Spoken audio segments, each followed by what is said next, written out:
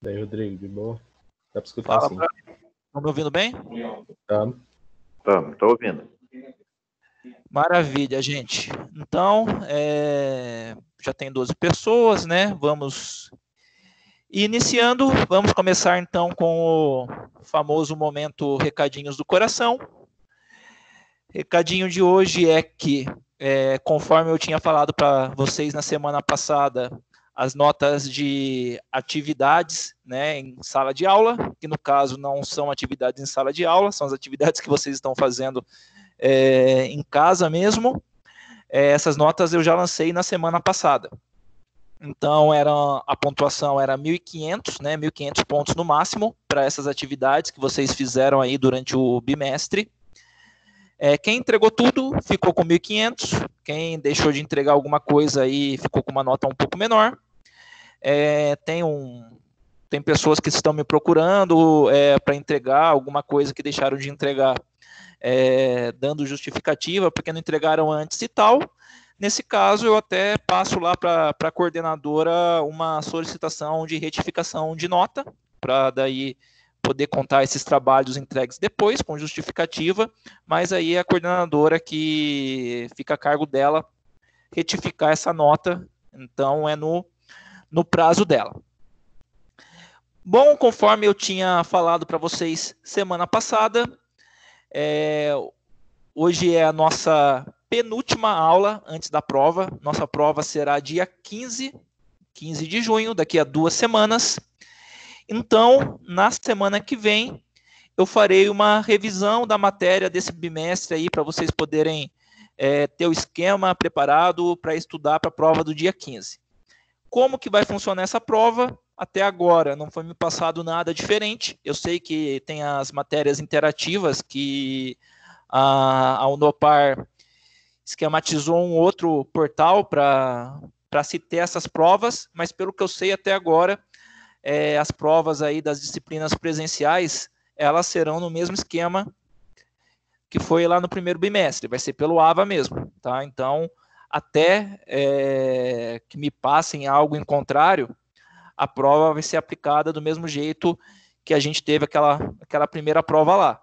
Pode mudar? Não sei. Amanhã eu tenho uma reunião com a coordenação, posso receber alguma outra orientação, por enquanto é aqui no AVA mesmo. Mas hoje, então, seria a última aula de conteúdo mesmo que a gente teria. Então, conforme eu falei para vocês, até como uma forma de marcar o encerramento aí do semestre, eu trouxe a arquiteta Valéria Piassi. Ela vai falar com vocês sobre plano diretor. Eu resolvi trazer a Valéria aqui, né? Era um plano que eu tinha, acho que desde o começo da disciplina, porque além da óbvia proximidade que eu tenho com ela, né? A Valéria, ela estuda muito essa parte da função social da arquitetura, do urbanismo. Ela tem bastante conhecimento nessa área, e especificamente aí nesse ponto de plano diretor, ela poderia dar a visão de profissional, que eu acho que é mais importante, acho que seria mais interessante vocês terem, desse tema específico, a visão de uma arquiteta, de uma urbanista, do que a minha visão de fora, né? Eu não sou um profissional da área, então uma visão de uma arquiteta, penso que enriquecerá mais esse conteúdo aí para vocês. Então eu vou ficar aqui do lado, eu vou ficar aqui ligado no WhatsApp, a Valéria vai começar a falar aqui com vocês podem interagir com ela, tá? Abrir o microfone, perguntar, se quiserem mandar dúvidas no WhatsApp, eu vou estar aqui do lado também, acompanhando o grupo, e no final, depois que ela terminar a apresentação, a Valéria vai me soprar aqui uma pergunta, e as 2 primeiras pessoas que responderem mais rapidamente e da forma correta, lógico, já vão começar a prova com 10% da nota garantida. Tá? As 2 pessoas que responderem corretamente aí a pergunta da Valéria ganham 400 pontos na prova. Então, ela vai me soprar a pergunta depois, mas fica lá para o final, depois que ela dá a palavra dela, eu vou premiar aí as duas pessoas que forem mais rápidas e responderem certa pergunta que ela vai escolher. Feito, pessoal? Alguém tem mais alguma dúvida sobre a prova, sobre a revisão, sobre alguma coisa, sobre esses pontos de trabalhos?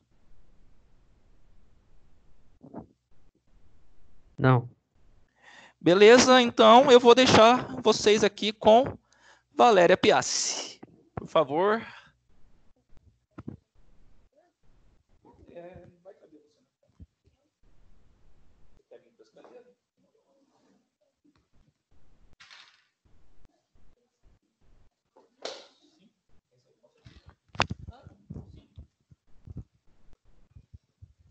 O que eu tenho que falar? Tem que me apresentar? Eu sei. Oi, gente, boa noite. Boa noite. Boa noite. Eu vou ter que pedir um socorro aqui para o Rodrigo com algumas coisas, porque você sabe que velho não é muito acostumado com essas coisas de tecnologia, né? Fica mais pertinho que você vai ter que pôr o coisa aqui. Bom, como o Rodrigo falou, eu sou arquiteta e urbanista, eu sou formada pela UEL, me formei em 2010, tenho meu próprio escritório desde 2012, tá? Essa área que a gente vai discutir um pouquinho hoje, ela se divide em duas partes, uma parte que é um pouco mais prática, que provavelmente vocês vão usar muito, mas a gente não conseguiria aprofundar muito nessa conversa de hoje, tá? Porque é muito baseada em leis. E uma parte um pouco mais, assim, envolvida com uma área mais filosófica, mais de discussão, que é a área que eu mais gosto, que a gente pode debater um pouquinho, depois vocês podem dar a opinião de vocês também, mas que depois de formado a gente acaba não tendo tanta oportunidade de se envolver com ela, tá bom? Pode colocar aqui?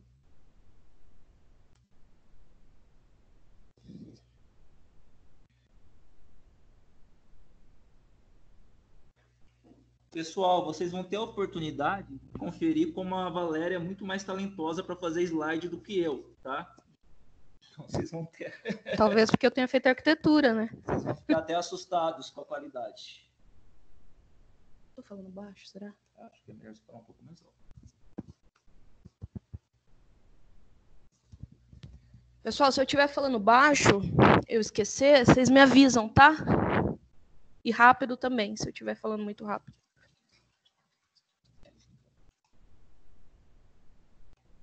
Porque eu tô aqui, daí vai dar errado.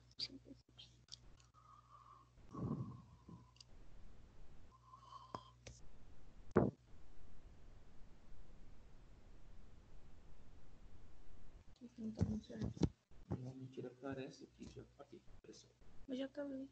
Não? Por aqui. Pergunta se vocês estão vendo a tela. Pessoal, vocês estão vendo a tela aí? Oi. Sim. Olha, uma voz feminina. Ó.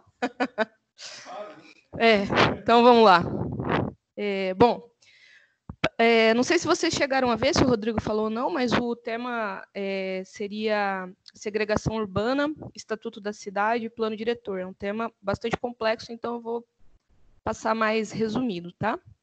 Para a gente entender um pouquinho sobre a organização da cidade, a gente precisa partir primeiro para a definição de dois termos que vêm da filosofia, o macrocosmos e o microcosmos. Eu não sei se vocês já ouviram falar sobre isso, mas filosoficamente significa que o universo, sendo um macrocosmos, ele vai se repetindo de forma menor, em escala reduzida, no microcosmos. Seria basicamente assim. Quando a gente pega o todo, a cidade, por exemplo, e a gente divide a cidade em partes, a gente dá um zoom em cada uma dessas partes e cada uma dessas partes vai repetir o todo, só que numa escala reduzida. Então, vamos pensar o seguinte. A cidade vai se dividir em bairros, correto? O que a cidade ela precisa fornecer para a pessoa, para o habitante?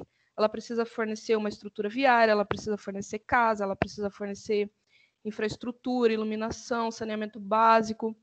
Como um todo, a cidade oferece isso. Precisa oferecer cultura, precisa oferecer acessibilidade. Quando a gente dá um zoom num bairro da nossa cidade, esse bairro, por mais que tenha uma estrutura muito menor do que a cidade como um todo, ele precisa oferecer as mesmas coisas. Parte daí essa definição de macrocosmos e microcosmos. Ela pode ser usada em outros aspectos, falando sobre o universo, sobre o corpo humano, mas no urbanismo a gente usa dessa forma, tá?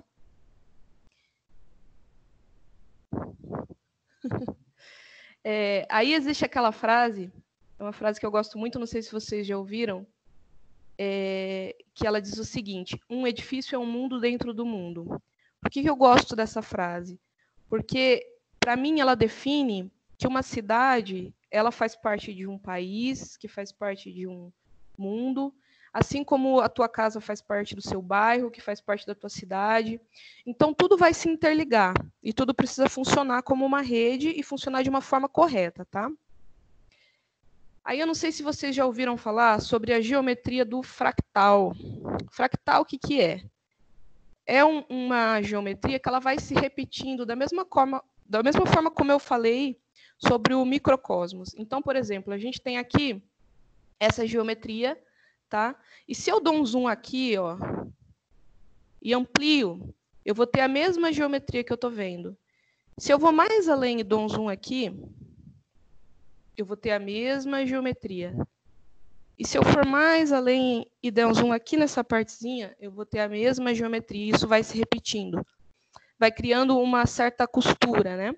Então, quando a gente fala sobre bairros, sobre partes da cidade, sobre zonas da cidade, a gente tem que pensar que se eu tenho um bairro aqui e esse bairro ele não tem escola ou ele não tem um posto de saúde, ele vai ser uma estrutura falha. E aí o que vai acontecer? Todo mundo que está nesse bairro vai precisar sobrecarregar o bairro do lado para utilizar aqui. Se não tiver aqui também, daí vai mais longe, né? Isso vai criando um problema para a cidade.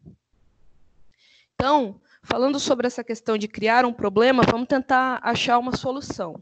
A organização do espaço urbano, ela precisa acontecer baseada em 3 coisas. Primeiro, ela precisa ter um desenvolvimento respeitoso, ok?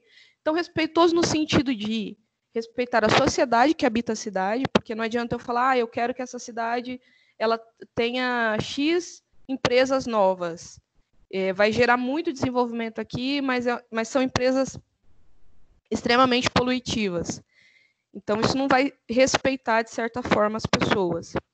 A organização do espaço urbano precisa levar em consideração uma convivência harmoniosa, e quando a gente fala convivência harmoniosa, é entre os seus cidadãos, é entre seus usos, é entre suas classes sociais, é entre seus bairros, é entre tudo isso que no final vai formar aquela rede que a gente viu agora há pouco de fractal.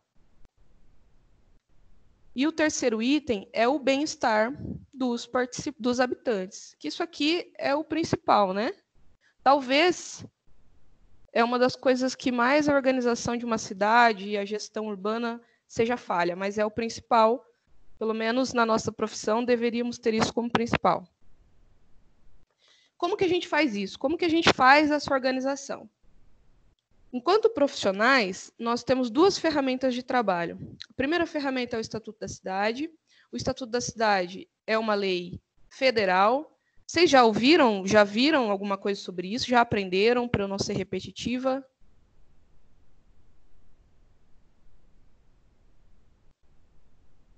Morreram, Rodrigo, todos. Não, ainda não. Vocês são tímidos assim mesmo? Então tá bom. Então tá. Bom, o Estatuto da Cidade é uma lei federal, é uma lei de 2004. É uma lei que dificilmente ela teria ou vai ter mudanças muito grandes, tá? E ela vai definir a questão da função da propriedade, a função social, o que a gente pode ou não pode fazer dentro do seu imóvel, porque assim, eu compro um lote, o lote é meu, mas não necessariamente, ele precisa cumprir o seu papel social e respeitar uma série de questões, tá?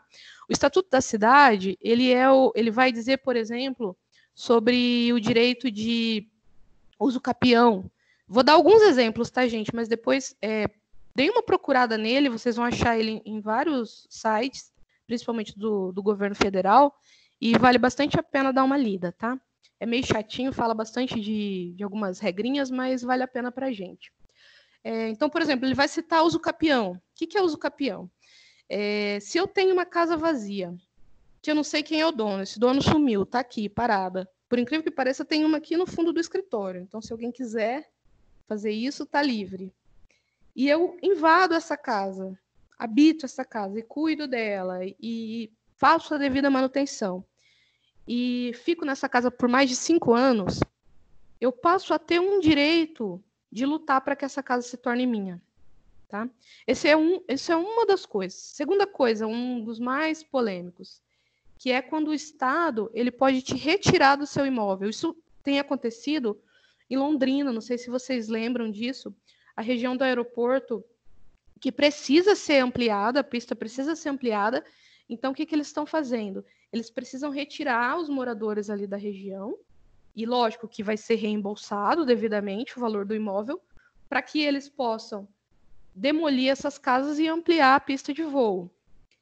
Aí vocês podem me dizer assim, tá, mas é justo? Olha, por quê? Porque o Estatuto da Cidade vai olhar para o coletivo. E de forma coletiva é muito importante para a cidade, é muito importante para a região que esse aeroporto seja aumentado, ampliado.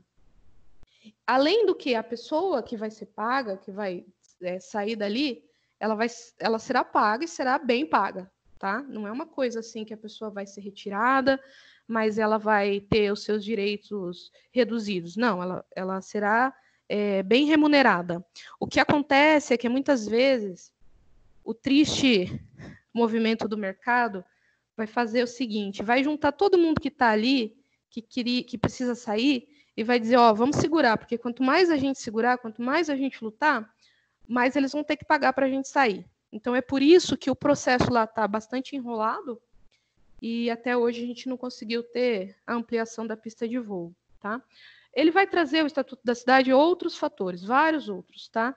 Mas aí eu acredito que vocês vão ver durante o curso e vou pedir também para que vocês deem uma lida, tá?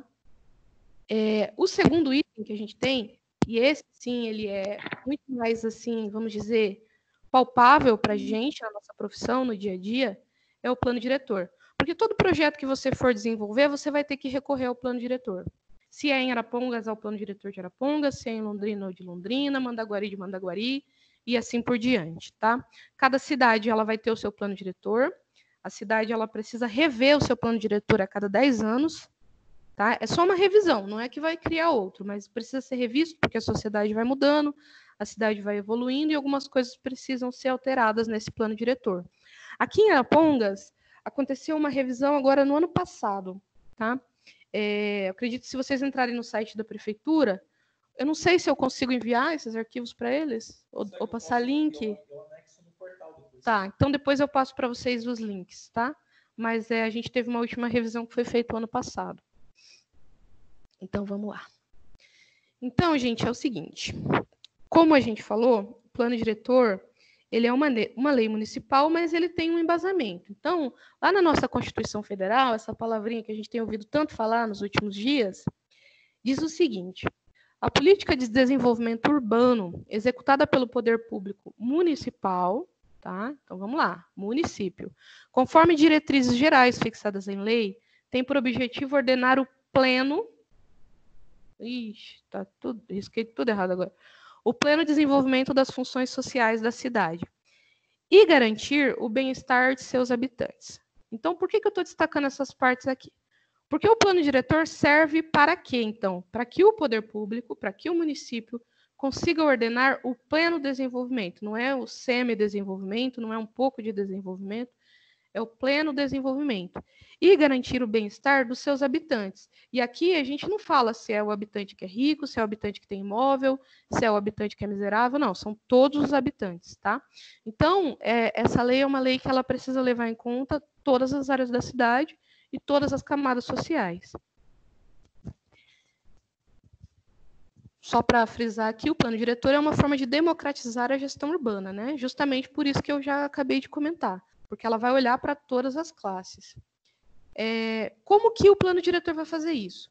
Ele vai dizer quais são os critérios de parcelamento do solo. Parcelamento seria, no caso, eu tenho uma área, uma gleba, uma chácara no meio da cidade e eu quero lotear essa chácara e vender os lotes. Então, é o plano diretor que vai dizer, de acordo com o local onde está esse seu espaço, o que eu posso fazer nesse parcelamento, tá? Quanto que eu preciso ter de mínimo de lote, quanto que eu preciso oferecer para o município, porque normalmente quando se faz um loteamento, a gente precisa dar uma porcentagem para o público, né? Para que seja uma praça, para que seja alguma coisa utilizada pela sociedade. O plano diretor vai também dizer o que eu posso fazer de uso e ocupação. Tá? Uso e ocupação é o seguinte, o que eu posso construir em cima desse lote? Eu posso construir 10 pavimentos? Não, tem lugares na cidade que você não pode construir 10 pavimentos. Em Arapongas, por exemplo, em quase nenhum lugar você pode construir 10 pavimentos. Ocupação. Eu posso construir aqui nessa área residencial, que só tem casa de térrea, eu posso construir uma indústria de grande porte, em que vai ter muito barulho e muita poluição. Então, é o plano diretor que vai dizer onde eu posso fazer isso e como eu posso fazer isso. Tá? Como que o plano diretor vai fazer isso? Ele vai fazer isso através do zoneamento da cidade. Então, ele vai dividir a cidade em várias zonas e cada zona tem as suas regrinhas. Além disso aqui, o plano diretor ele precisa prever área destinada a moradias populares e que essas áreas destinadas às moradias populares, ela tem a garantia de acesso aos locais de trabalho, serviço e lazer. A gente vai ver que isso não acontece muito bem, né? Se você começar a pensar aí onde que estão essas moradias populares na nossa cidade, a gente percebe que esse acesso não é tão facilitado quanto deveria ser. E o plano diretor ele tem outra função essencial, que é a proteção ambiental. Então, é ele que vai dizer, olha, essa área aqui de fundo de vale não pode ser edificada, não pode ser habitada. Ou pode, mas tem as suas regras. Essa área que é nascente não pode, por isso, isso e isso. Então, é o plano diretor que vai determinar isso. O que o município faz, então? Ele vai desenvolver esse plano diretor, mas por que ele tem esse direito? Porque ele tem 3 atribuições principais. Ele tem a atribuição de cobrar imposto, que é a que a gente mais gosta, mas que é necessária. Ele tem a segunda atribuição, que é de prestar serviços à comunidade. Então, na verdade, o município está fazendo o quê? Ele está cobrando imposto, mas ele está vendendo para a gente uma prestação de serviços, que deveria ser de qualidade. Né? Então, nessa prestação de serviços aqui, o que entra? A infraestrutura, a malha viária, a parte de iluminação de rodovias aqui da região, saneamento básico, enfim, cabeamento para que chegue na tua rua telefone, internet, todo esse tipo de coisa, tá? E o terceiro ponto é que o município ele tem um dever aqui, que é o de limitar os interesses individuais em favor do bem-estar coletivo. Isso aqui é muito importante, tá? Quando a gente fala em limitar os interesses individuais em favor do bem-estar coletivo, é porque, como sempre, vai existir uma turma, um grupo de pessoas que vai lutar para que eu consiga fazer certas coisas por interesse próprio, por interesse econômico, tá? Então, por exemplo, eu quero poder construir um exemplo muito, muito bom, eu não sei se vocês ficaram sabendo, mas Arapongas ela chegou a ter um condomínio residencial construído, começou a ser construído ali no Vale das Perobas, em uma região em que era uma região considerada ambiental, que não poderia ter esse condomínio. E esse condomínio chegou a vender lotes. Eu lembro que um cliente meu até comprou um lote lá, e depois que já estava com um monte de lote vendido e tudo, houve uma denúncia no Ministério Público e, até onde eu sei, o negócio está parado lá. Por quê? Porque colocaram esses interesses individuais de vender lotes a preços caros, altos, porque a região ela tinha uma grande área de vegetação, ela era uma região interessante, tinha um fácil acesso ao centro, e colocaram isso aqui em cima do bem-estar coletivo, que nesse caso aqui seria o quê? Seria a manutenção e o respeito ao ambiente que tem lá. A gente sabe que perobas são árvores que estão tombadas, né? Então, elas precisam ser respeitadas, principalmente aqui na nossa cidade e no Paraná. Vamos lá. Então, como eu já falei, o plano diretor ele vai dividir a cidade em zonas e vai definir desse jeito o que pode e o que não pode ser construído, tá bom? Então, não sei se vocês já viram esse mapinha aqui. Esse mapa é o mapa de Arapongas, né? Acho que o Rodrigo me comentou que tem um pessoal que não é da cidade, mas acredito que a maioria conheça. Então, vamos pensar que aqui, ó, meu traço está saindo tremido, mas aqui é a Avenida Arapongas, só para vocês se situarem, tá? A Avenida Arapongas está aqui. Então, o que a gente tem aqui? A gente tem algumas cores que vão definir essas zonas da cidade. Então, vocês podem prestar atenção que todo o centro da cidade ele possui a mesma cor. Ao redor desse centro, a gente possui esse amarelo aqui, ó. Ele vai fazer uma espécie de proteção ao centro, né? E depois dele vem esse azulzinho aqui, que eu já vou falar com vocês, tá?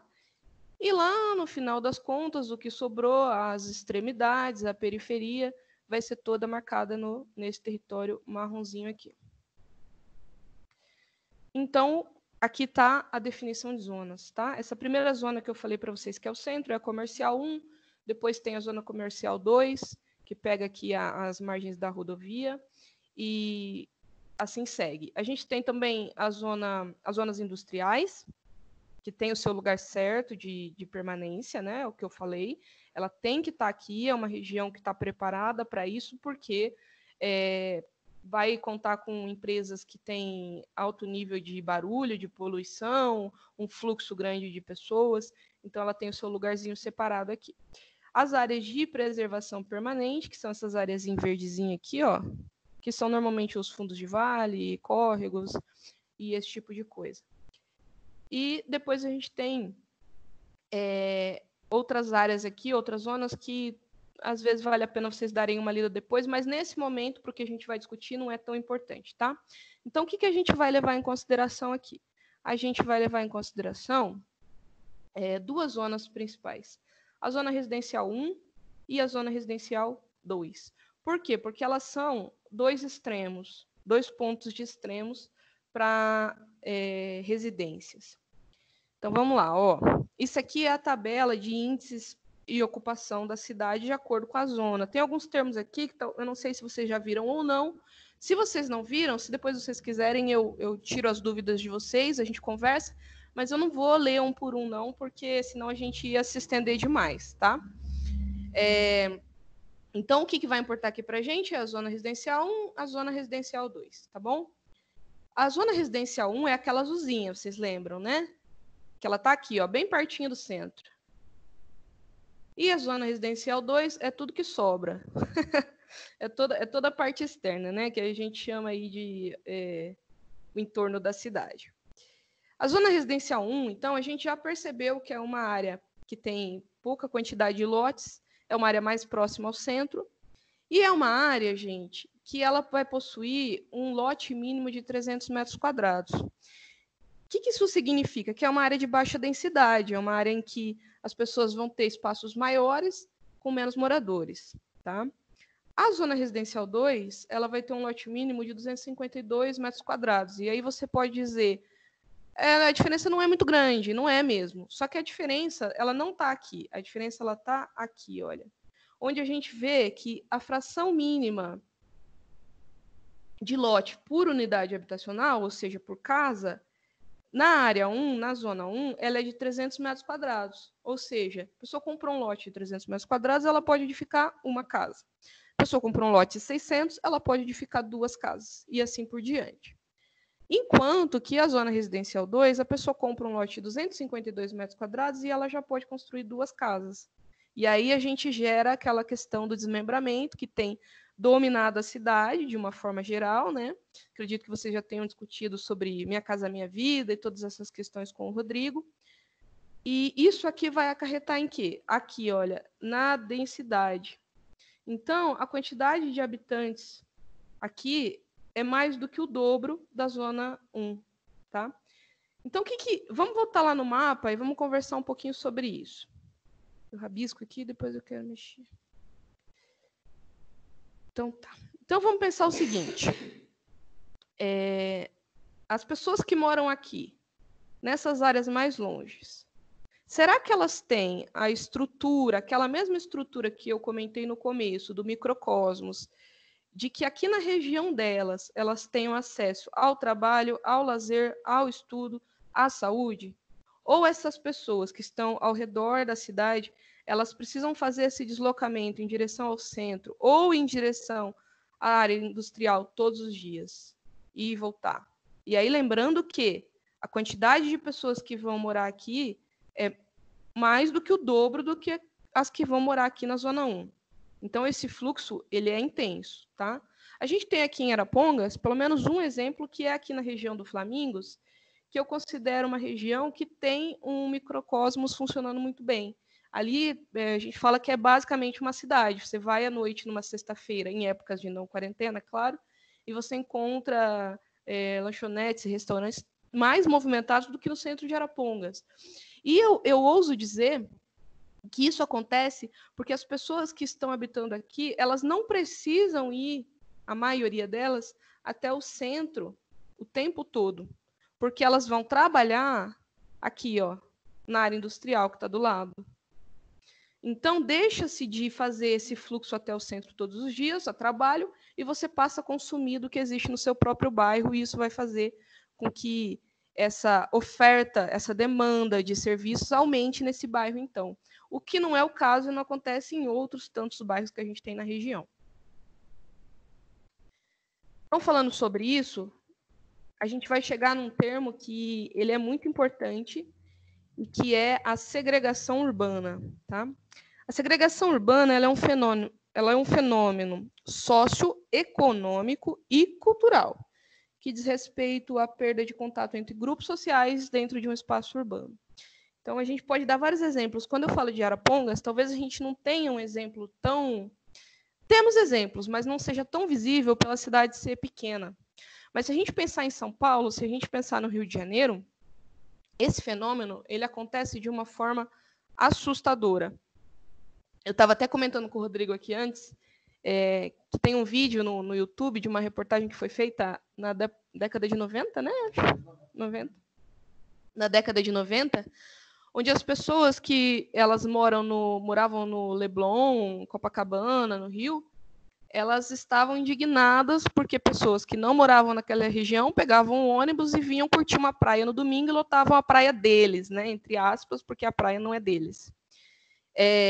Outro exemplo é quando aconteceu, há algum tempo atrás, o fenômeno que chamaram de rolezinho, né, que o pessoal combinava, ia para o shopping e começaram a proibir, começaram a colocar seguranças. E aí a pergunta é, mas por que não podem? Porque eles não moram lá? Porque aquilo é uma classe econômica maior? Mas o que impede as pessoas de circularem em outras áreas? O que me impede, se eu moro lá na periferia, de circular numa região ou num bairro de zona residencial 1, por exemplo? E mesmo que Arapongas seja uma cidade pequena, a gente tem alguns exemplos que começam a demonstrar que você não deve se sentir tão bem em invadir essas áreas.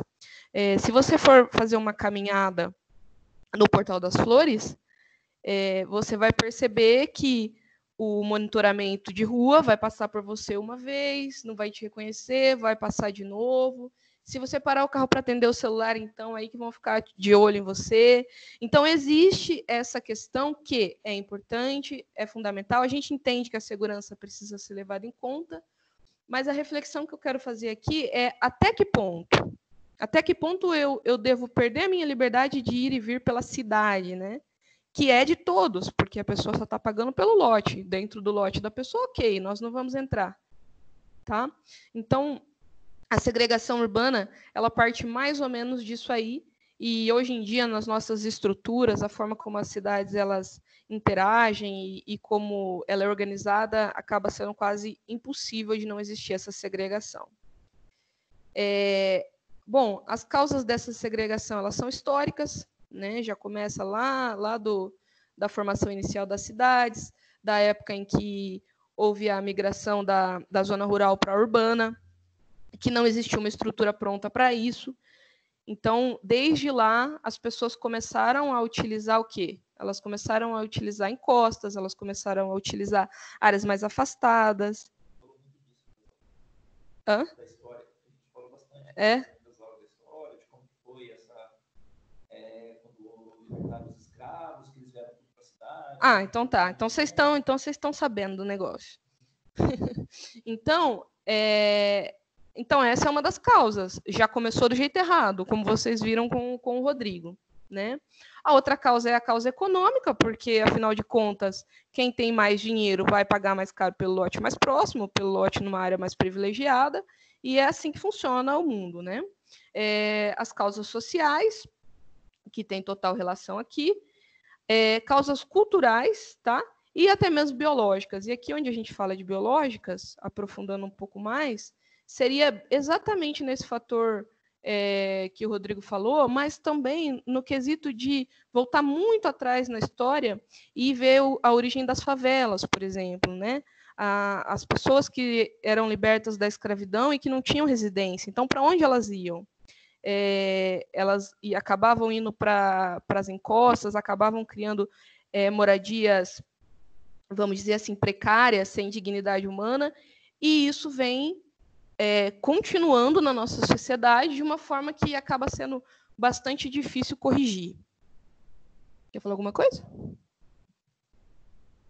Então tá. Bom, outros dois fatores que eles influenciam demais nessa segregação urbana, tá?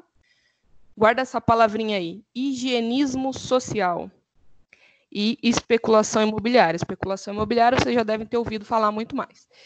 Higienismo social, ele é basicamente uma política de afastamento. A gente não quer que seja visto numa cidade que tem intuitos turísticos, por exemplo, a gente não quer que os turistas vejam pobres, miseráveis, dependentes químicos, não é? O que aconteceu em São Paulo, por exemplo, quando o Dória tentou retirar ali a área da Cracolândia? Limpeza. Então, é por aí essa palavra de higienismo social, tá? E a especulação imobiliária, ela é a valorização de imóveis de acordo com a região e com a estrutura, tá? Então, por exemplo, se eu tenho uma área na orla de Copacabana, é lógico que ela vai valer mais do que se eu tiver uma área no pé de um morro, não é? Se eu tenho aqui em Arapongas, por exemplo, o Golden Garden à beira de uma área ambiental, que a gente conhecia como Rabitolândia, e que, inclusive, é uma área pública, ele vai ter um valor mais alto do que um outro condomínio, um outro bairro que não tenha esse tipo de vista, vamos dizer assim, de atrativo realmente.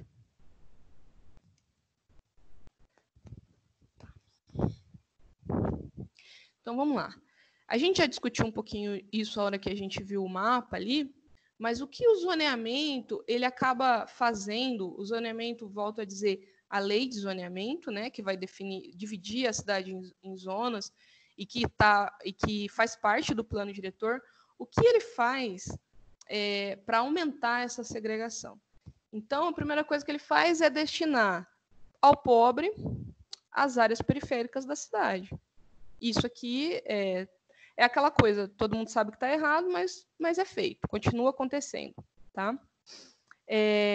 As áreas reservadas ao uso residencial de baixa densidade, volto a dizer, né? Aquela área próxima ao centro, onde a densidade é baixíssima, e se a gente colocasse, de repente, uma densidade um pouco maior, um preço mais acessível, e trouxesse essa pessoa aqui da periferia para próximo do centro, quanto que a gente não estaria evitando de trânsito, de vai e vem, né, que a gente fala. E isso a gente pensando em Arapongas, que é uma cidade pequena. Quando a gente pega trânsito em Arapongas, demora 15 minutos. Agora, vamos pensar em São Paulo. Eles fizeram um trabalho sobre problemas... Eles estão te ouvindo, será? Você está falando aí? Eu não sei. Né? Vem mais perto. Eles Deixa eu escutar bem baixo. Problemas das cidades, né? Escolheram um problema que eles observavam na cidade deles. Em Arapongas, muitos apontaram sobre a questão do transporte urbano, que tem bairros que só passam ônibus de 1 em 1 hora. Uhum. Então, assim, exato. E aí o que acontece? A gente tem essa coisa horrorosa de Arapongas, que é um monte de moto empilhado uma em cima da outra.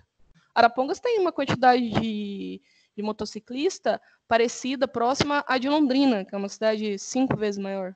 Né? Por quê? Porque a Londrina possui um sistema de ônibus, apesar de ser precário em alguns pontos, mas possui um sistema que funciona. Você consegue chegar de um extremo a outro da cidade sem ficar 1 hora esperando no ponto. E Arapongas já não possui essa questão. Então, assim, é uma cidade que nasceu para ser pequena, não tinha estrutura, começou a crescer. O pobre, mais uma vez, foi jogado lá para a periferia.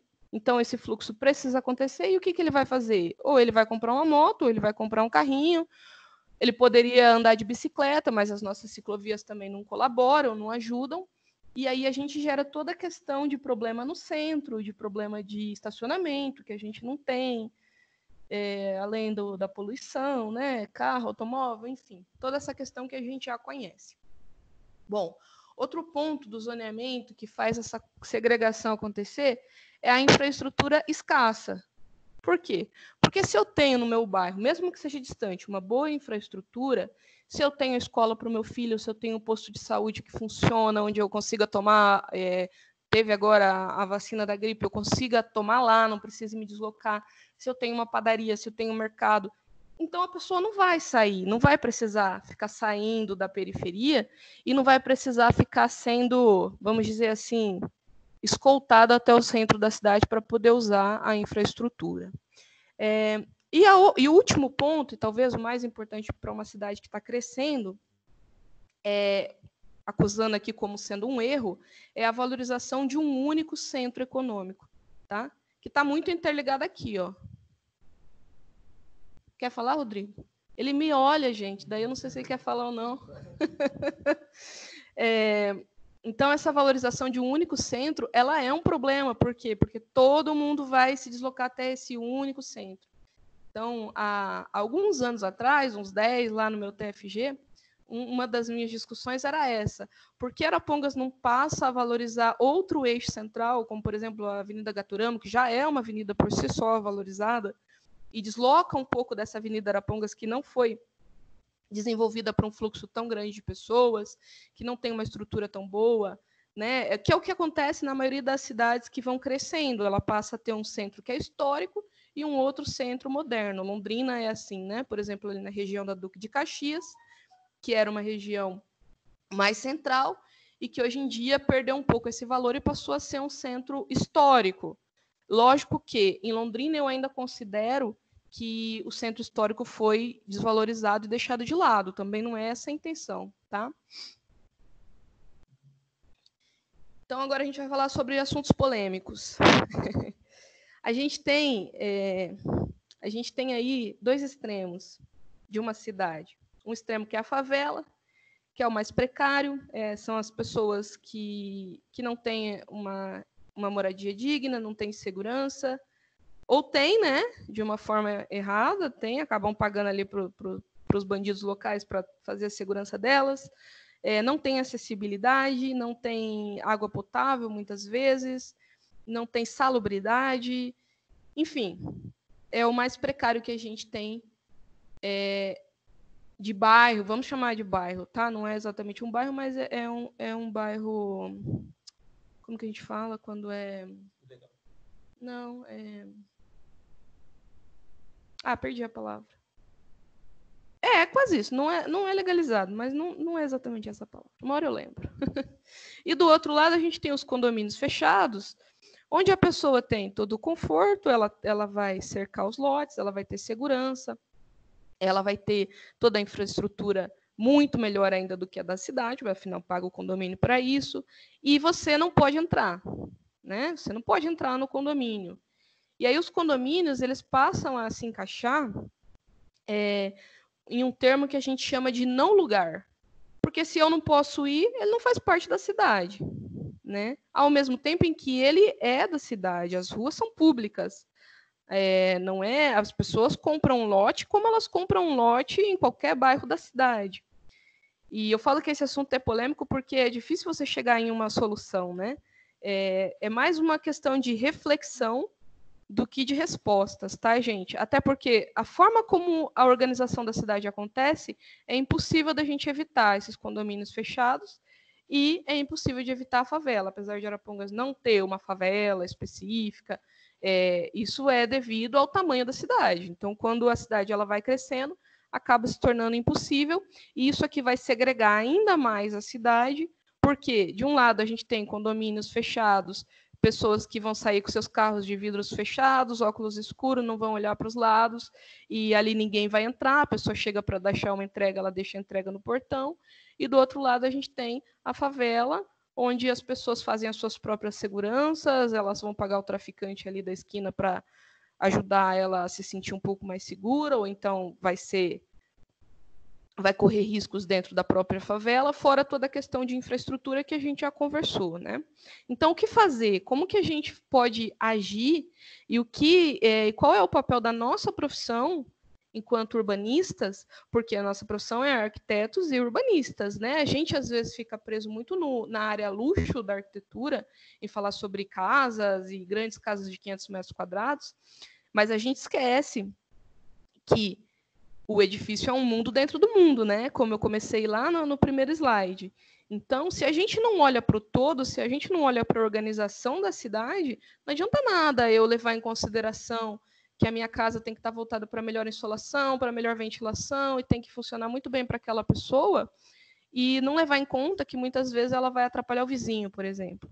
Então, são questões que a gente precisa começar a levantar enquanto profissionais, e tentar, de repente, até mesmo participar de algumas decisões públicas.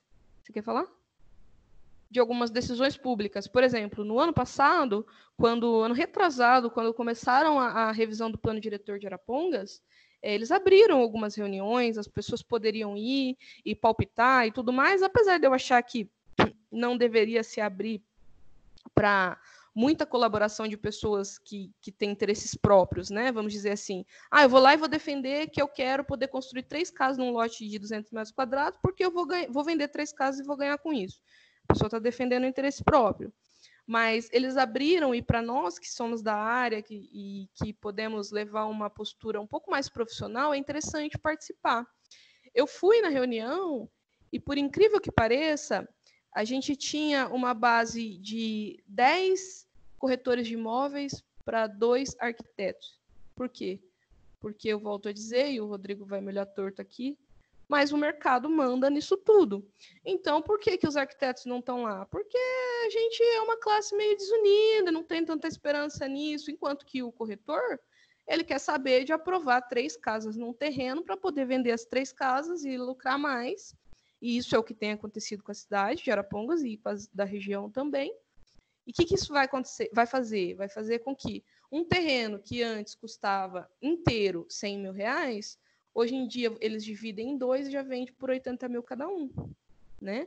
É assim que funciona, e com total conhecimento de causa, porque eu devo ter uns 4 clientes, pelo menos, que trabalham com casas para venda. Então vamos lá. Ainda falando sobre essa questão, né, da segregação e das classes menos favorecidas, quando a gente olha para uma cidade maior, a gente vai ver que algumas ocupações de risco são muito comuns, né, como casas nas encostas, em áreas que podem ter deslizamento, ocupações precárias, mais uma vez, como eu já falei. É que eu fiz os slides, mas eu estou passando por cima do próximo já, falando antes. Então, essas ocupações de risco, elas são situações complicadíssimas que deveriam ser barradas, que o Estado deveria se interferir, que o município deveria interferir, mas não se interfere. Por quê? Porque é normal, é comum. Se você está passando ali pelo Rio de Janeiro, dando uma volta, está todo mundo acostumado já a ver aquilo. E aí existe uma outra questão, que é um grande ponto de interrogação aqui, que é o seguinte: se o Estado tira essas pessoas dessas ocupações precárias aqui, onde ele vai colocar essas pessoas? Então, é uma questão de arrumar sarna para se coçar, né? Então, deixa eles lá, que eles estão quietinhos lá, enquanto não desmorona nada, eles estão bem, estão lá.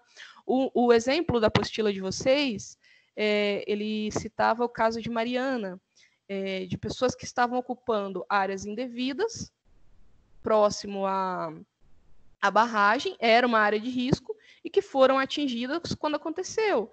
E aí o que acontece? A culpa é de quem? A culpa é de quem ocupou? Não, porque quem ocupou, na verdade, é o leigo. A gente tem que pensar que a pessoa que vai tentar morar em algum lugar, ela é leiga, ela não entende nada dessa lei, ela está tentando sobreviver. Então, o município deveria ter entrado com uma fiscalização mais rígida. O que poderia ter acontecido para evitar isso? E aí, a gente falando sobre essas ocupações aqui, a gente sabe que normalmente elas são afastadas da cidade. Então, elas vão gerar o quê?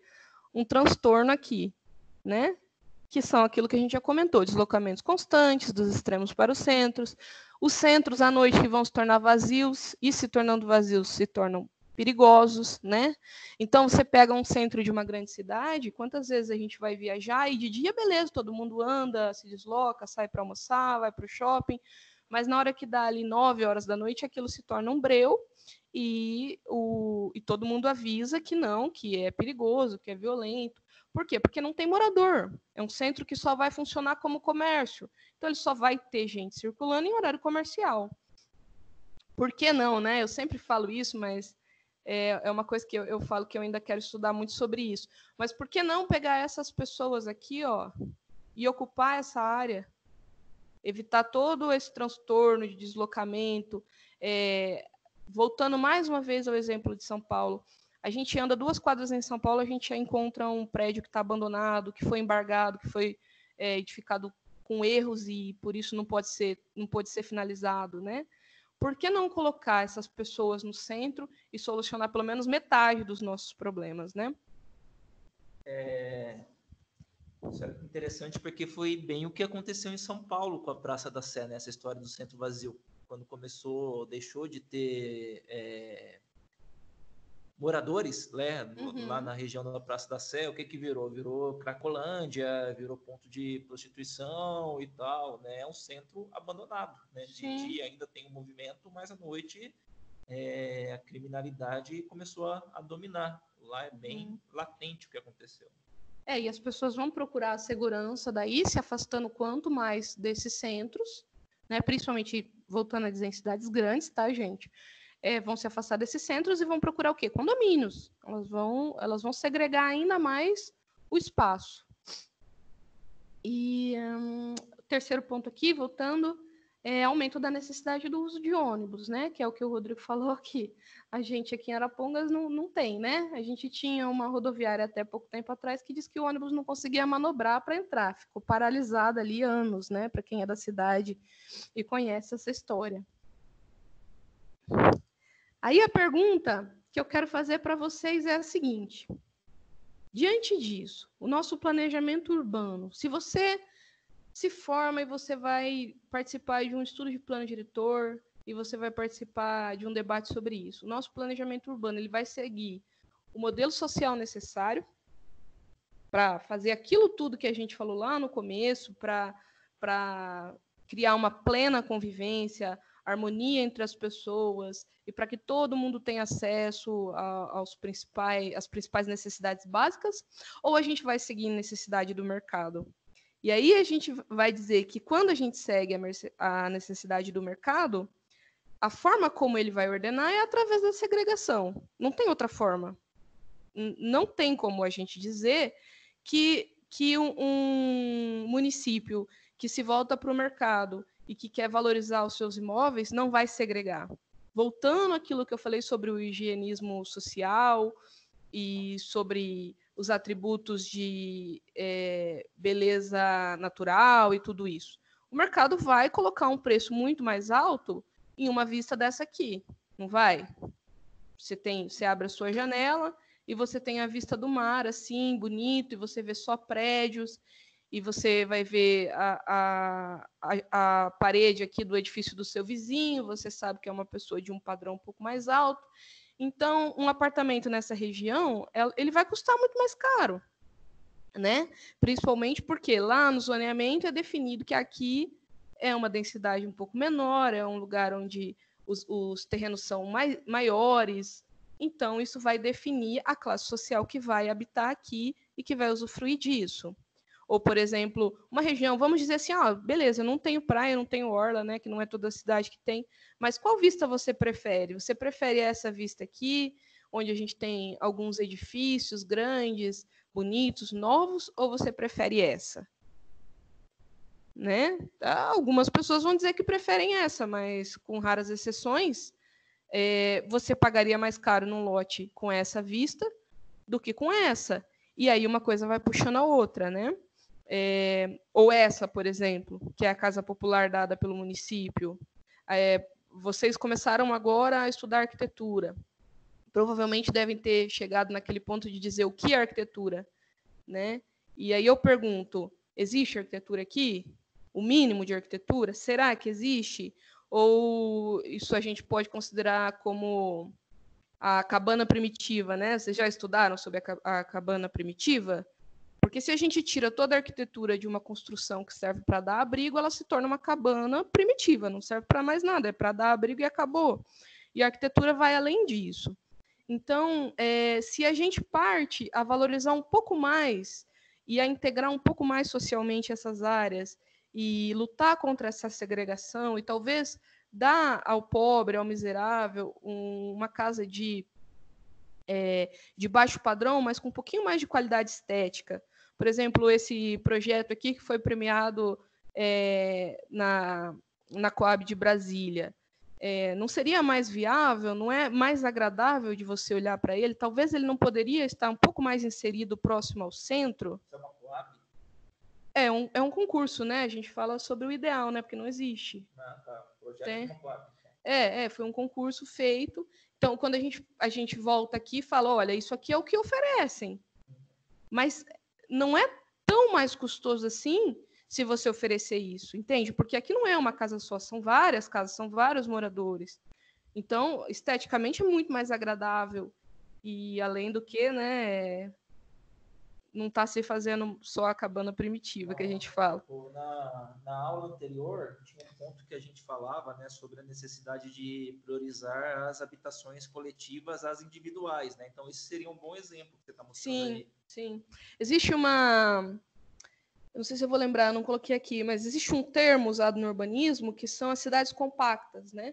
As nossas cidades no Brasil, porque o Brasil é um território muito amplo, elas tendem a não ser cidades compactas. Isso vai fazer com que você tenha que construir esse monte de casinha uma do lado da outra, usar uma área de extensão muito grande, e aí você precisa ter mais infraestrutura e menos gente morando por metro quadrado, né? E isso vai gerar, mais uma vez, aquele problema de baixa densidade, enquanto que em cidades europeias, em cidades um pouco mais desenvolvidas, eles tendem a colocar as pessoas em casas coletivas, né, em edifícios com apartamentos, por menor que seja, e o coletivo acaba sendo mais valorizado, porque se você tem mais família, se você tem mais morador, é mais viável, até porque eu tenho mais imposto, é mais viável eu levar para lá um teatro, uma escola, um posto de saúde e assim por diante. Outro exemplo aqui, esse aqui é lindão. Por quê, né? Quem disse que a gente tem que criar uma habitação social que não pode ser bonita, né? Que não pode ser agradável. Mas vocês podem ver que as três são fotos, né? São fotos de 3D, são renders, porque a gente tem pouquíssimos exemplos realizados realmente de uma forma bonita. Temos alguns exemplos, tá, gente? Mas são poucos. Se vocês quiserem depois dar uma olhada, é que eu vou lembrando aqui no meio de coisas que talvez eu não tenha colocado. Mas se vocês forem dar uma procurada no Pedregulho, que é um edifício lindo, maravilhoso, do Afonso Reidi, no Rio de Janeiro. E ele é um edifício que é totalmente usado para área social, assim, são edifícios, apartamentos pequenininhos. Só que o que aconteceu? Foi algo que não teve uma continuação, foi um edifício só, e o governo não continuou, não fez mais, e aí a favela tomou. Então, hoje em dia, ele fica no meio tomado por uma favela. E aí, falando de todo esse monte de coisa que eu coloquei para vocês aqui, eu tentei aqui listar algumas coisas que poderiam facilitar a nossa vida, que poderiam melhorar e que poderiam participar dessa reforma urbana, que é totalmente necessária, e que eu venho escutando falar desde o meu primeiro ano da faculdade, que foi onde eu me apaixonei pela área do urbanismo, mas que até agora a gente só fala mesmo, né? Porque certas atitudes envolvem dinheiro, envolve investimento, envolve política, e a gente sabe que onde entra esse tipo de coisa acaba complicando tudo.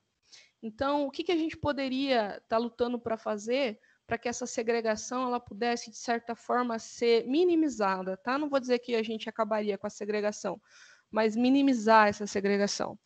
Qualificar áreas desqualificadas ao invés de qualificar mais ainda as áreas que já são qualificadas. Porque a tendência é essa, a tendência é eu pegar uma área que já é turística, uma área que já tem gente passeando e qualificar ela mais e criar museu. Voltando mais uma vez ao Rio de Janeiro, se você for olhar o Museu do Amanhã, do Calatrava, Calatrava.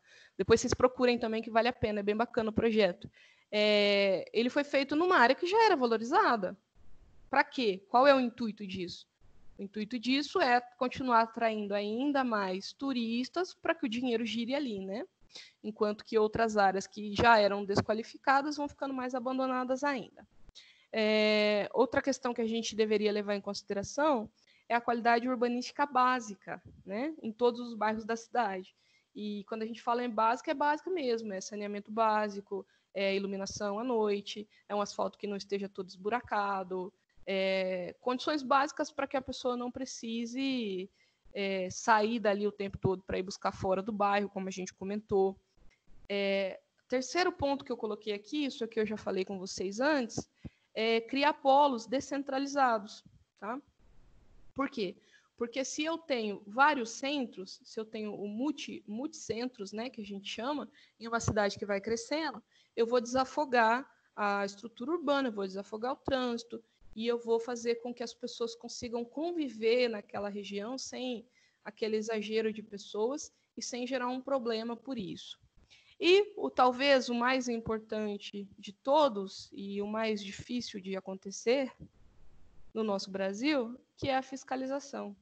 Porque tem muita coisa que a gente tem em lei, mas que não é fiscalizada. E quando é fiscalizada, eu costumo brincar que a gente tinha que pagar um fiscal para fiscalizar o fiscal. Porque acaba que a corrupção ronda, né, as pessoas. Então, muitas vezes, coisas que não poderiam acontecer, acontecem. A pessoa tem um contato na prefeitura e acaba conseguindo construir e desmembrar em um terreno que não poderia ter 2 casas, ou a pessoa tem uma casa de esquina que não pode usar o recuo, ela consegue aprovar daquele jeito. E isso aqui vai minando qualquer chance dessa reforma urbana aqui que a gente tanto fala, né? Mais uma vez, de olho no quê? No benefício próprio e no mercado financeiro. Então, é isso aí. Você tem um exemplo real disso aí, de fiscal que liberou alguma coisa totalmente? Vários, né? Mas aí é uma questão ética, né? Eu não sei se eu posso me... Eu não sei se tem algum filho de fiscal aqui, entende? Mas sim, muitos fatores. A pessoa que tem contato com prefeito, secretário de obras, e aí eu não libero, mas o outro arquiteto libera, e daí a pessoa chega em mim e fala, como que você não consegue fazer isso, sendo que o outro profissional consegue? Isso vai minando um pouco a nossa visão mais utópica, né, da nossa profissão. Mas é isso aí. Acabei. Olha como eu sou boazinha, gente. Vou fazer o Rodrigo liberar vocês antes.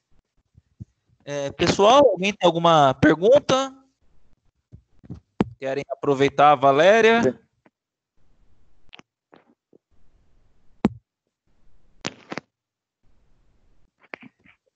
Ninguém? Não, senhor. Beleza. Valéria, para não liberar tão cedo assim, eles estão começando agora o curso e tal, eu sei, eles têm um monte de dúvida, eu vejo às vezes eles conversando algumas coisas no grupo que eles têm lá, que eles me colocaram no WhatsApp.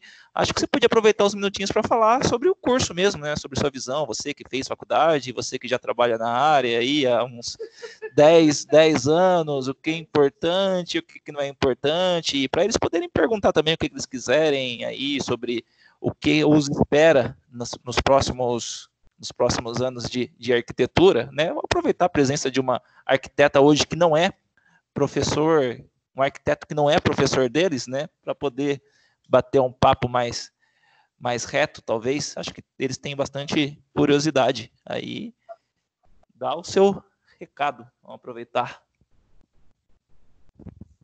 Nossa, gente, isso que é marido, né? Imagina se fosse inimigo fazer a gente falar dessas coisas.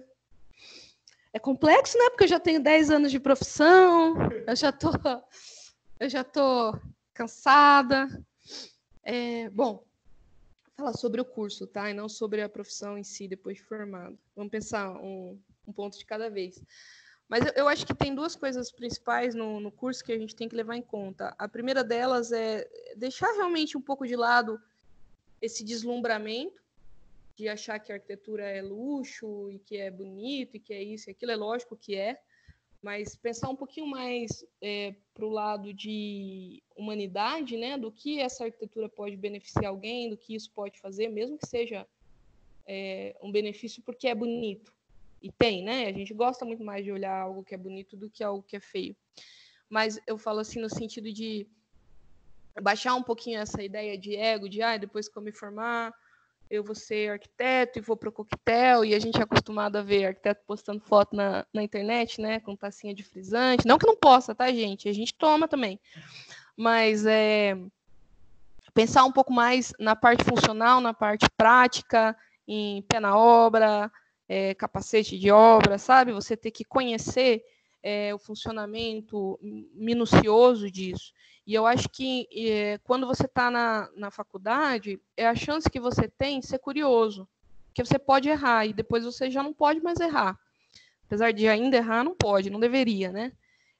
Então é a chance que você tem de ser curioso, de tentar um estágio, de tentar ir para a obra, vamos dizer assim, de sugar tudo que é benefício de cada um. Então, eu tenho um professor que é meio chato nisso e naquilo, mas o que ele tem de bom que você pode sugar dele, sabe? Ser bem egoísta mesmo nesse ponto. Eu acho que essa é a primeira questão quanto ao curso. A segunda questão é que a arquitetura, não sei se com vocês é assim, o curso aqui não para é um curso novo, mas com todos os meus amigos que se formaram e da minha época, a gente sempre discute que a arquitetura ela é um negócio de ego. Então, muitas vezes a gente acaba se ofendendo durante o curso, né? Porque a gente tem o projeto como um filho, assim, e aí qualquer crítica que aconteça acaba virando uma disputa e o ego falando mais alto. Enfim, eu acho que isso faz com que a gente perca um pouco do conteúdo do curso e desse contato com a realidade, né? Que vai ser depois quando você se formar e ter que encarar o cliente, porque se você reclamar do seu professor, é porque você não sabe o que é o cliente, né? Eu passei 5 anos reclamando de vários professores, mas aí quando você pega o primeiro cliente problema, o primeiro e não o único, tá? Porque são muitos, você pensa, meu Deus do céu, era tão fácil, e eu pensava que era difícil. Porque aí quando a pessoa está te pagando, tudo muda, né? Ela manda em você, de certa forma. Não deveria, mas manda. Eu ia falar Você mais já alguma pegou muita situação dessa? de cliente complicado? Visto. Já, muitas. Eu já tive situações de quebra de contrato, que eu chamei no meu escritório e eu pedi para quebrar contrato. Já tive situações de ter que pagar por coisas que deram errado na obra, porque o cliente acaba que sempre a culpa é nossa, né? Assim como eu já tive situações onde a pessoa só me queria como uma desenhista, como uma mera desenhista, ela sabia tudo que ela queria, não ouvia nada do que eu falava, e chega um momento que você tem que desbitolar, tem que falar, tá bom, vou receber aqui e vou fazer o que você quer, sabe? Então tem alguns casos assim. Eu já peguei para vocês terem uma ideia, e olha que eu não tenho tantos anos de formada assim, né, perto de outras pessoas, mas eu já tive casos de encarar divórcio no meio da obra. Já tive casos em que a esposa me ligou e pediu para eu não contar para o marido dela que ela não estava em reunião comigo, porque ela falou para ele que estava em reunião comigo e não estava, sabe, coisas desse tipo. Então, acaba que a gente, às vezes, acaba tendo que ser babá dos clientes ao invés de ser arquiteto, né? Então, essa fase que vocês têm de estudo, de contato com o professor, de contato com tudo que é teórico, eu acho que é a fase que vocês têm para crescer, amadurecer enquanto pessoas, até para poder depois enfrentar isso, né? Conseguir enfrentar sem chorar, porque eu no começo, o Rodrigo sabe que cada vez que eu tenho que arrumar uma discussão com o cliente ou uma coisa mais complexa como essa que foi a quebra de contrato, eu choro 3 dias, eu fico chateadíssima. E a gente tem que tentar chegar numa noção de que nós somos profissionais, de que vocês vão ser profissionais, vão se formar, e se você não se respeitar e não respeitar a tua profissão, ninguém vai, né? Já não respeitam, então é essencial que a gente se dê o valor. Posso falar? Pode. Eu não sei se é porque eu entendo de forma diferente algumas coisas. Eu acho que para nós formados arquitetos, deveríamos nos ater muito mais às leis, à legislação do zoneamento, parcelamento e ocupação do solo, uso e ocupação do solo, elaboração do plano diretor, quer dizer, atualização dos planos diretores, para podermos vender melhor os nossos serviços, às vezes. E isso, a faculdade dá bem. Não estou dizendo que ela não ofereceu, só que a falta de interesse do próprio arquiteto em participar dessas audiências públicas dos poderes públicos que dificulta a venda do nosso serviço, às vezes. Não sei se é esse o caminho que eu entendo de como um arquiteto profissional deveria ser. Sim. Porque, na verdade, o que a gente tem é o conhecimento técnico, né? Enquanto o nosso cliente é leigo, ele não tem esse conhecimento técnico e ele chega para você e fala, mas porque o meu vizinho fez, eu posso fazer. Como assim eu não posso fazer? Né? Então, é claro, eu concordo com você, acho que o curso em si, muitas vezes, falha nisso, mas acho que vai além. Acredito que a gente, enquanto profissional, a gente tinha que se unir, nós teríamos que ter uma associação forte, que não é o caso, pelo menos em Arapongas não é, uma associação de profissionais forte que lutasse por isso, né? Que valorizasse. Se você olhar para uma OAB da vida, por mais que tenha defeitos, é uma associação que luta pelo profissional e que valoriza o trabalho do advogado. Enquanto que a gente, às vezes, o próprio conselho de arquitetura, ele acaba jogando o cliente contra a gente. Então, é um pouco delicado isso, sabe? A gente tem que mirar isso, tem que olhar para a lei, tem que tem que seguir a lei, mas para poder valorizar a nossa profissão, as pessoas têm que ter essa visão de que quem domina a lei, de que quem tem conhecimento, de que o técnico, né, o responsável técnico da obra, é o profissional, é o arquiteto e não o vizinho dele, ou o pedreiro, né, que muitas vezes acaba falando que não, porque em tal lugar eu fiz assim e passou, e depois eu dei R$50 para o fiscal. Então, é uma coisa complicada, mas que a gente teria que se unir para tentar passar por isso, né? Outra coisa que eu entendo também, que grande parcela de culpa desses erros que acontecem é a própria administração pública, que não fiscaliza nada. Sim. Por problemas políticos, né? Se ele fiscalizar, ele perde o voto, né? Exatamente. Eu sou de Apucarana, nós tentamos fazer uma lei aqui em Apucarana para dizer o seguinte: penalizar o gestor público por não fiscalizar. Infelizmente, ela não passou na Câmara Municipal, não deu para fazer isso. Mas seria um bom exemplo. Votos, né? Esse que é o problema. É como a gente falar a dengue, por exemplo, uma coisa super básica, mas a questão da dengue. Existe uma fiscalização e existe na lei multa, mas não é aplicada. O pessoal, não sei, tem medo de fazer as coisas porque vão perder voto. Então, tudo vai pela política, né? Pela politicagem, infelizmente. Inclusive, o desmembramento aqui em Arapongas, em Apucarana eu não sei como está isso, mas o desmembramento aqui em Arapongas, ele teve uma época que ele foi altamente liberado por votos, por uma questão de voto e pela área do imobiliário aqui que queria desmembrar tudo quanto é lote. E aí a gente tem bairros hoje em dia aqui que não tem lugar para estacionar o carro na frente da pessoa, da casa, né? Porque é tudo casinha de seis de frente, o bairro inteiro. E aí o vereador vai tentar aplicar a lei, por quê? Porque ele quer ganhar votos. E ganha, né? Esse é o problema, ganha. Fala, Rô. O pessoal que está impressionado com o divórcio no meio da obra. Ai, gente. Divórcio, prisão. Ih, gente. Teve cliente preso também? Ó, eu tive um cliente Mas esse não era bem um cliente, foi uma... É que eu sou meio de entrar em rolo, né? Que eu não deveria.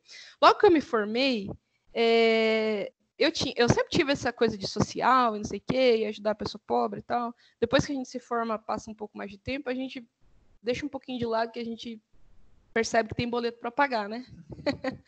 Mas logo que eu me formei, alguém me indicou um cliente e falou assim, não, vai lá nela, porque ela acabou de se formar e ela vai cobrar bem baratinho e tal.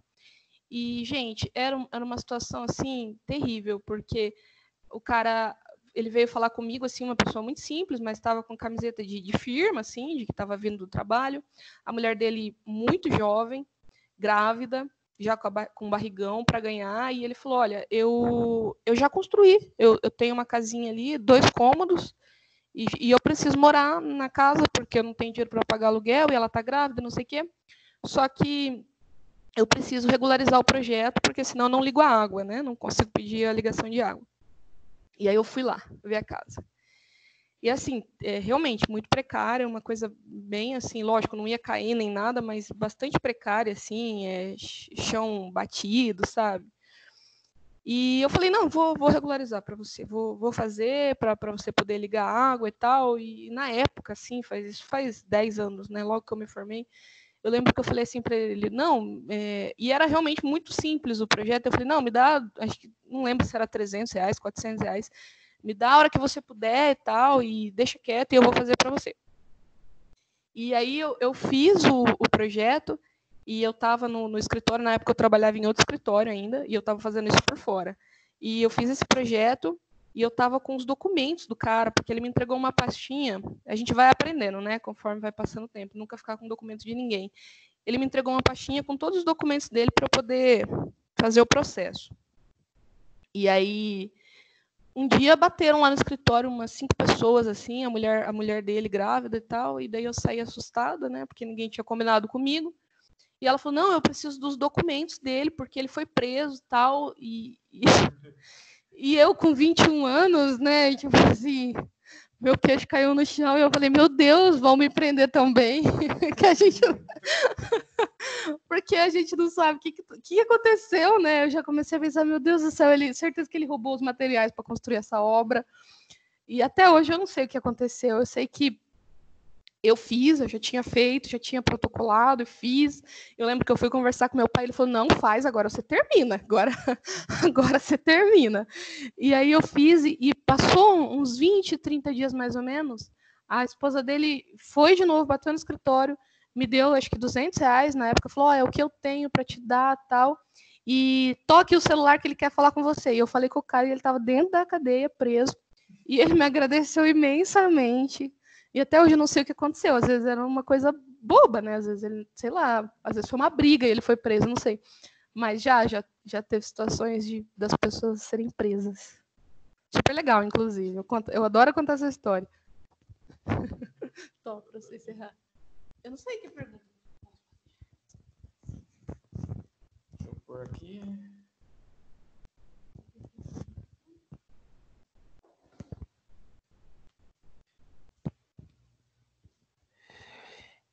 E aí, pessoal, gostaram? Sim. Opa, gostamos. Muito. Sim. Legal, gente. Então, agora a Valéria está pensando numa pergunta para premiar 2 pessoas, as 2 que responderem corretamente mais rápido já vão começar a prova com 400 pontos, né? 10% da nota da prova. Lembrando que essa segunda prova vale 4.000 pontos. Então, a gravação aqui de hoje, ela vai estar disponível na unidade 4, seção 1 do AVA. A Valéria falou que vai passar uns links, eu vou colocar tudo lá também, no AVA, na unidade 4, seção 1, seguindo a ordem cronológica, né, das aulas que a gente vem seguindo aí mesmo. E agora, Valéria, que pergunta? É para ser nível fácil, médio? 400 pontos dá para dar uma dificuldade, né? Então, acho que eles poderiam citar 2 formas de reduzir a segregação urbana? Tá, cada um citar 2 formas, é isso? São 2 pessoas. Mas é assim? Sim, mas... Você falou que era médio, se for fácil é uma forma. Não, são duas formas. Então tá. Então, ó, então ao meu sinal, se vocês quiserem abrir o microfone, eu vou estar com o WhatsApp aqui também. Quando eu falar já, as duas primeiras pessoas que vierem com duas formas de diminuir a segregação urbana vão ganhar 400 pontos. Então, ao meu sinal, valendo.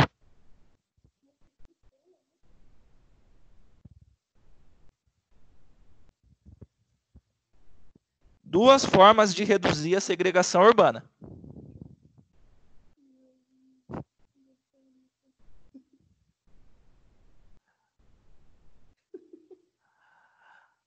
E acho que o pessoal não vai ganhar ponto hoje. Olha lá, a Valéria Bozinha reduziu para uma forma de diminuir a segregação urbana. Isso, o mecanismo. Ó, tem alguém digitando.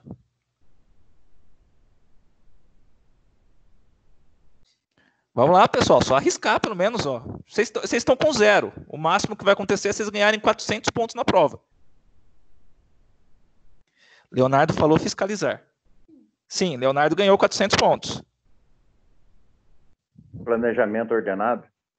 Planejamento urbano ordenado? Letícia falou qualificar as partes mais qualificadas da cidade. Então, ó, Letícia que falou qualificar as partes mais desqualificadas da cidade. E o Leonardo, que falou fiscalizar, foram os dois mais rápidos. Então, parabéns, Letícia, Leonardo, já vão começar a prova com 400 pontos garantidos, tá? Foram os dois mais rápidos. Beleza, gente? Então, parabéns para a Letícia e para o Leonardo. Quero agradecer aqui a Valéria pela contribuição aqui em falar de plano diretor, tá? Você quer deixar seu... Bom, eu dou o seu contato para eles depois, se eles quiserem tirar alguma dúvida mais específica com você e tal, né? Depois eu deixo os contatos da Valéria, quem quiser perguntar alguma coisa para ela aí mais para frente ou durante o curso, né? Ela vai estar à disposição. Falando que a gente não precisa de inimigo. Beleza, gente. Então, como eu falei, isso aí foi uma forma da gente poder encerrar o nosso semestre. Na semana que vem a gente faz uma revisão para a prova e dia 15 a gente faz a nossa avaliação final do semestre. Se tiver qualquer novidade, qualquer mudança com relação, se vai ser no AVA mesmo, se vai ser em outro portal, aí eu aviso vocês. Beleza? Uma boa noite para todo mundo, uma ótima semana, um abraço e até segunda-feira que vem. Boa noite, vocês também. Boa noite, professor. Boa noite. Boa noite.